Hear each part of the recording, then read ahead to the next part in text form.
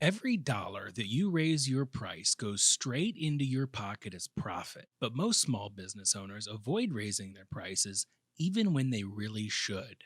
I'm going to tell you about three solid strategies to raise your prices without the fear of losing customers. I'm TW Mack from the Small Business Growth Accelerator. I've been an entrepreneur since the late 1990s, and over the last 5 years, I've worked with small business owners to grow their business and not just create a job for themselves. If you're a small business owner, like and subscribe to get more strategy and actionable tips to help you grow your business beyond self employment. The cost of operating your business goes up naturally over time. Suppliers increase their prices, employees get raises, and when you replace equipment, inevitably that new equipment costs more.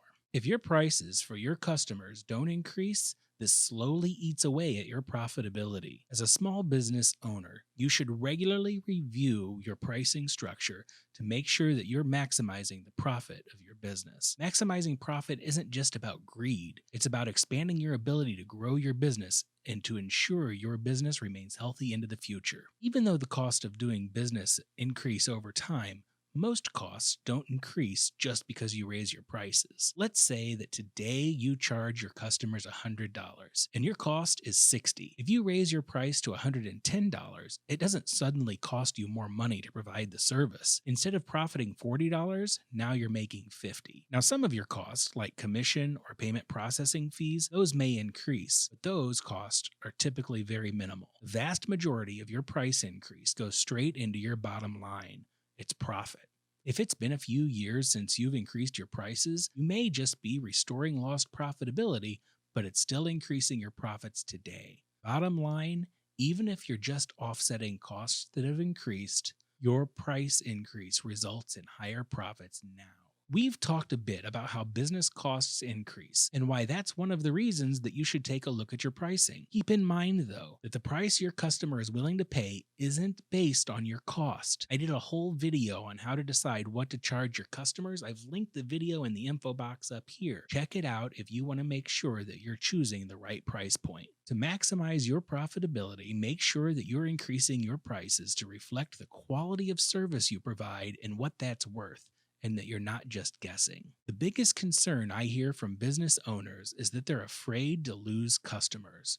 While there are strategies that can absolutely avoid losing any customers whatsoever, I want to talk a little bit about why losing a customer isn't always a bad thing. Have you ever noticed that the customers who pay the least for your service are often the most difficult customers? When I talk to business owners who make this observation, it usually turns out that the business is underpricing their service relative to what others charge. Customers who choose the cheapest option usually do so because money's tight or because they're just tight with their money. When someone is spending money that they feel that they can't afford, a lot of different factors come into play, but usually they're not happy about spending money in the first place. Often they have unrealistic expectations on what they should get for the money that they do spend. Unhappy customers or customers with unrealistic expectations aren't just a drag to do business with, they also tend to cost more because they take up more of your time, effort, and energy. Losing those customers can be better for your business and for your mental sanity. Pricing your service higher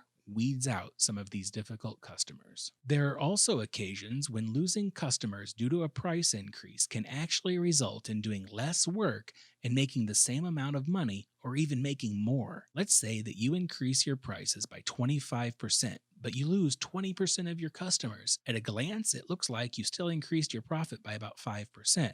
But that doesn't tell the whole story. Using our earlier example, if you charge $100 an hour and it costs you $60 to provide the service, working 40 hours a week, you make $1,600 in profit. After a 25% price increase, you now charge $125 an hour. And because of your fixed cost, like a truck payment or office expense, other things like that, it now costs you $65 an hour to provide service. That's $5 an hour more. You lose 20% of your work, so now you only work 32 hours a week. Because of your price increase, you now profit $1,920 that week.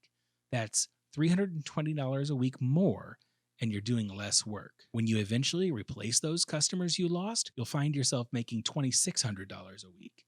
In this case, a 25% increase in your pricing resulted in 62% more profit. You would have to lose about 30% of your customers to see a loss in actual profit, which isn't very likely if you're providing great service and pricing it accordingly. We've established that raising prices is important, but how you communicate those price increases to your customer base is just as important to your success. I've made a video about how to communicate price increases to your customers, and you can find it right up here in the info card above. The biggest fear my clients have is that their current customers will be shocked by a large increase, like the 25% we talked about above. Now, it's a realistic fear, so often the right choice is to gradually increase your prices over time. You still get the price increase that you want, but you make it easier to swallow and not quite as noticeable by breaking it down into smaller chunks. Instead of doing a 25% price increase, you may choose to increase it 12.5% every 6 months. You may even choose to raise your prices 3 times. Maybe you go up 10% every 6 months until you've raised your prices by about 30%. This gets you a little bit bigger of a price increase, and it's not as noticeable to your customers. Using this strategy, you may lose some customers, but it'll be far fewer, and you'll have time to replace those customers before your next round of price increases hit. In a moment, I'm going to talk about how you can combine the previous 2 strategies, allowing you to have your cake and eat it too. But first, if you like this video and you want to see more tips and strategies for growing your business beyond a job, like and subscribe to our channel. It also helps let YouTube know that you liked our videos, so they'll show it to more business owners just like you. If you have recurring customers, one of the best ways to raise prices is to do both. Do a big increase for new customers who don't have an existing business relationship with you, then gradually raise prices on existing customers over time until they're in line with your new rates. This increases your profitability more slowly, but it still gets you to your ultimate goal. Now, if you don't want to lose any customers at all, I understand. Raising prices for new customers is easy, but raising prices for your existing clients can definitely be more challenging. When you communicate your price increase to your old customers, if one of them wants to cancel service, you can always offer to keep them at their old rate to retain their business if you really need to. But the truth is, most customers won't stop doing business with you if you increase your prices. They may complain, but if you do your job well, they'll stick with you. If not, you have the flexibility to keep those clients at their old rate. Don't just immediately roll over and let them keep their old rate if they make a small complaint.